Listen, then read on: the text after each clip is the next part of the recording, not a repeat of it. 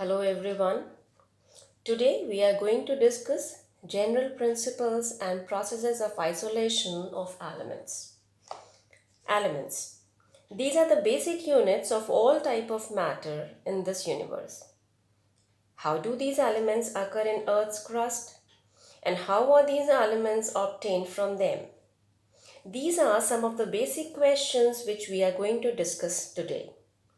Since 80% of the elements are known as metal, therefore, in this particular presentation, we are going to give emphasis to the extraction and isolation of purification of metals. Metallurgy. The process of extracting metals from their ores is called metallurgy. The process actually employed for the extraction of metal depends upon its physical and chemical properties and the impurities associated with it. Since different metals have different physical and chemical properties, they have different modes of extraction. Therefore, a single universal method cannot be applied for the extraction of all the metals. Still, there are some procedures and processes which are common to the metallurgies of various elements, and these are termed as metallurgical operations. Elements are found to occur in nature either in the free state, also called as native state, or in combined state, that is, in the form of their compounds. This is mainly due to the reason that different elements have different chemical reactivities. Native elements are the elements which are not attacked by moisture, oxygen, and carbon dioxide of the air. They occur in native state. For example, carbon, sulfur, gold, platinum, and noble gases. Elements which are readily attacked by moisture, oxygen, and carbon dioxide of the air and occur in the combined state in the form of their compounds are called minerals. Further, most of the metal halides being soluble in water are found in lakes and seas, while majority of the metal oxides and sulfides being insoluble are found in rocks. Some of the examples of elements found in combined state is given here, like bauxite, hematite. They occur in the form of their oxides, copper pyrite, zinc blende in the form of the sulfides, and calamine in the form of carbonate. Now, occurrence of metals. Majority of the metals occur in the Earth's crust in combined state in the form of the compounds called minerals. So, the naturally occurring chemical substances in the form of which the metal occur in the earth along with the impurities are called minerals. As you can see in the figure, the relative abundance of these metals in the earth crust varies from one metal to another. For example, if you see, aluminium is the third most abundant element by mass in the earth's crust after oxygen and silicon. Iron is the second most abundant metal in the earth's crust, and it is very important metal because it forms a large number of compounds which have a variety of uses. Iron is also one of the essential elements in the biological system, that is hemoglobin in blood. So you can see here, it's very clear that a metal may be found in the form of number of minerals, but every mineral is not suitable for the extraction of metal. This is because it may contain either low concentration of metal or may contain impurities which may be difficult to remove, or the process of extraction from that mineral may not be chemically feasible or commercially viable. Thus, the mineral from where the metal is conveniently and economically extracted is called an ore. So you can say here, all ores are minerals, but all minerals are not ores.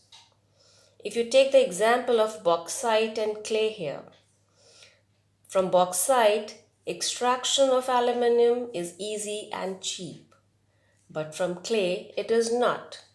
So bauxite is an ore of aluminium and clay is a mineral. Here is the list of some important metals and their ores. Sodium exists in nature in the form of chili saltpeter, trona, borax, common salt, we all know. Important ores of minerals are bauxite, corundum, feldspar, cryolite, alunite, etc. Other elements are also given over here. You can just go through it. Now, the important types of metallurgical processes are of three types: pyrometallurgical extraction, hydrometallurgical process, and electrometallurgical process. Pyrometallurgical extraction of metal takes place at a very high temperature. And in hydrometallurgical processes, metals are extracted by the use of their aqueous solutions. In electrometallurgical processes, the metals are extracted from their molten salt through electrolytic methods. The metallurgical operations consist of crushing and grinding of ore, concentration or beneficiation of the ore, conversion of the concentrated ore into metal oxide, which is also known as de-electronation, then reduction or electronation of metal oxides into metal, and the final is refining. The first step, crushing and grinding of ore. The ore usually occur in nature in the form of big lumps. These big lumps are broken into small pieces with the help of crusher or grinder. This process is called crushing. These small pieces are then reduced to the powdered state with the help of a ball mill or stamp mill. This is called as pulverization. If you see the pictures, a ball mill consists of a big steel tank containing a few steel balls or a few pieces of hard stone like flint in it. The steel tank is fed with crushed ore and water and is rotated. Steel balls fall on the crushed ore and reduced it to the powder state. A stamp mill is a heavy stamp or a bolt which rises and falls on a die below, on which crushed ore is fed from one side. Second step is the concentration of ore.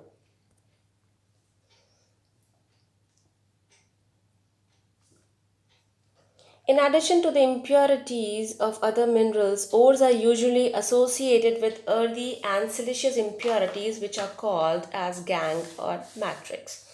Removal of such impurities from the ore is called concentration or dressing of an ore. Now, this involves hand picking, hydraulic washing, froth flotation, electromagnetic separation, electrostatic separation, and leaching. Hand picking. In case of the impurities are quite distinct from the ores, so that these may be differentiated by naked eyes, these may be separated by hand picking. Hydraulic washing, also known as levitation or gravity separation. This process by which lighter earthy impurities are freed from the heavier ore particles by washing it with water is called levitation. For this, a special table is used that is called as Wilfley table. In this process, the ore is either agitated with water or washed with an upward stream of running water. The lighter impurities are washed away while the heavier ore particles settle down.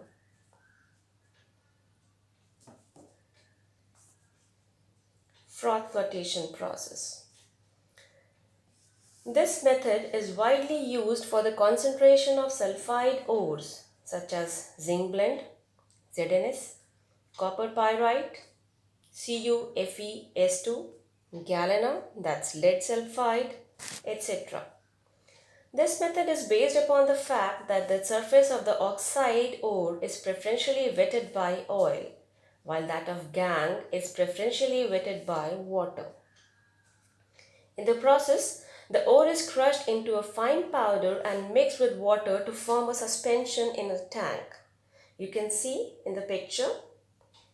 Now to this suspension, some collectors are also added. These collectors are pine oil, xanthates, that is ethyl xanthate and potassium ethyl xanthate, and the fatty acids, which enhance the non-wettability of the ore particles, and the froth stabilizers like cresol and aniline, which stabilize the froth. The suspension is violently agitated by the rotating paddle, which draws in air, causing frothing. During this process, the ore particles, which are preferentially wetted by the oil, become lighter and thus rise to the surface along with the froth, while the gangue particles, which are preferentially wetted by the water, become heavier and thus settle down at the bottom of the tank. The froth is skimmed off, it's allowed to collapse, and finally dried to get the concentrated ore. Another is magnetic separation or electromagnetic separation. This method of concentration is employed when either the ore is magnetic or the impurities are magnetic in nature. For example, magnetite and chromite. Here the ore is magnetic.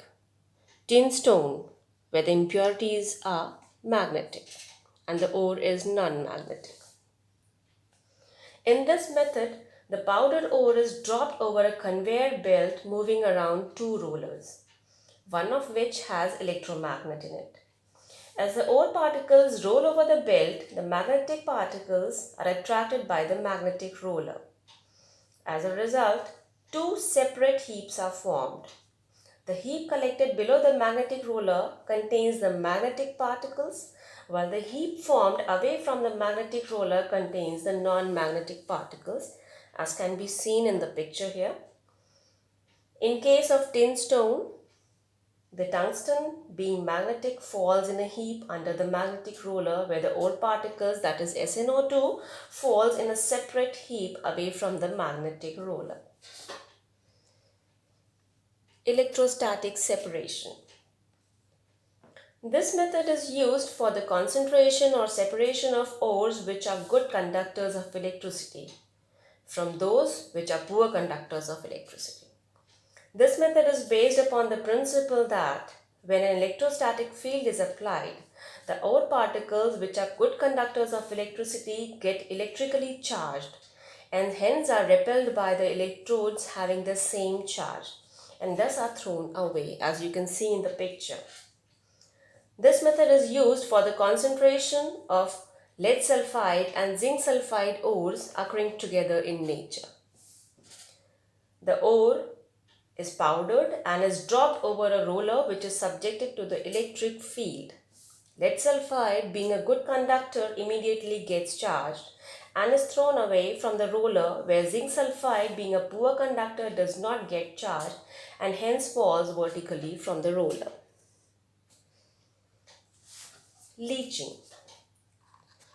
Leaching is another process, consists of treating the powdered ore with a suitable reagent such as the acids, bases or some other chemicals which can selectively dissolve the ore but not the impurities.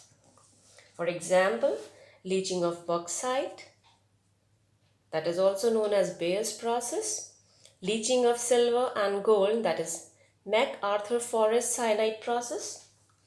Let's go to these two processes. Bauxite ore. Leaching of bauxite is also known as Bayer's process, where pure alumina, that is Al2O3, is obtained from the bauxite ore. It is the process of refining alumina from bauxite containing 30 to 50% of hydrated aluminum oxide by selective extraction of pure aluminum oxide dissolved in sodium hydroxide at 473 to 523 Kelvin, 35 to 36 bar pressure. In this process, the powdered ore is heated with concentrated solution of sodium hydroxide. Under such conditions, alumina dissolves, forming sodium metaaluminate and silica as sodium silicate. leaving behind the impurities. The resulting solution is filtered to remove the undissolved impurities, cooled, and its pH is adjusted downwards either by dilution or by neutralization with carbon dioxide, where aluminum hydroxide gets precipitated. Therefore, the solution is seeded with freshly prepared sample of hydrated alumina, where hydrated alumina gets precipitated, leaving sodium silicate in the solution, as you can see here in the reaction. Hydrated alumina thus obtained is filtered, washed, and finally heated to about 1473 Kelvin to get pure alumina.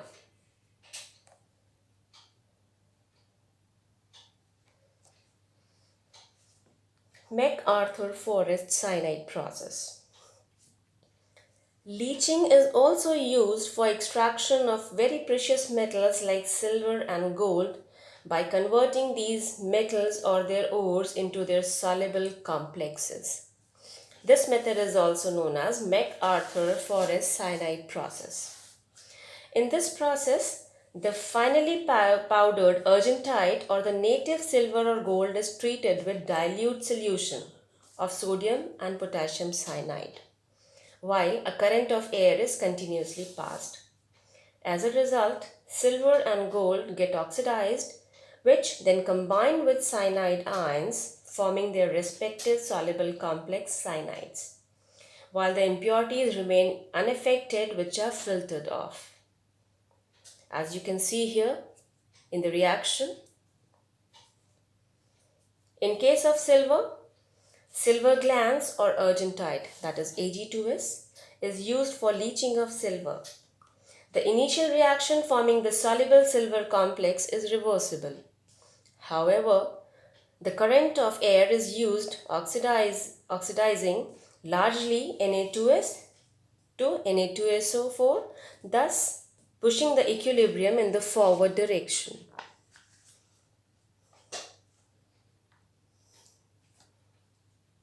And the same happens in case of leaching of gold. The second important step is conversion of concentrated ore into metal oxide or de-electronation, which we are going to take in another video.